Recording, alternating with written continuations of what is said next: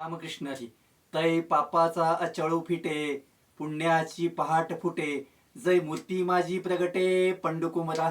आज ती दत्तात्रय जयंती. हो, दत्त म्हणजे देणं. आणि अत्रेय ऋषींचा मुलगा म्हणून अत्रेय दत्तात्रय. जगत कार्याकरता अत्रेय ऋषीने आपला मुलगा दिला म्हणून दत्तात्रय. हो, जगदूत तुकोबराय सांगून राहिले, तीन शिरे सहा हात तया माझे दंडवत, काके झोळी पुढे श्वान नित्य जान्हवीचे स्नान. तीन शिर म्हणजे तीन गुणाच्या पलीकडे जे दत्तगुरु तुम्हाला घेऊन जातात. काकेमध्ये झोळे आहे, झोळे याच्या अर्थ वैराग्य आहे, आणि म्हणून ही वैराग्य रूप मूर्ती आहे.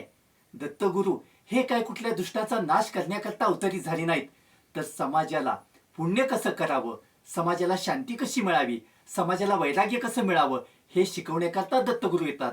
तुका म्हणे दिगंबरा तया माझा नमस्कार.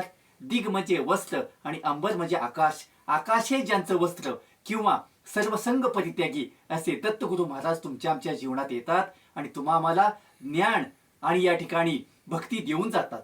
आणि म्हणून जीवनामध्ये जे देतात ते दत्त.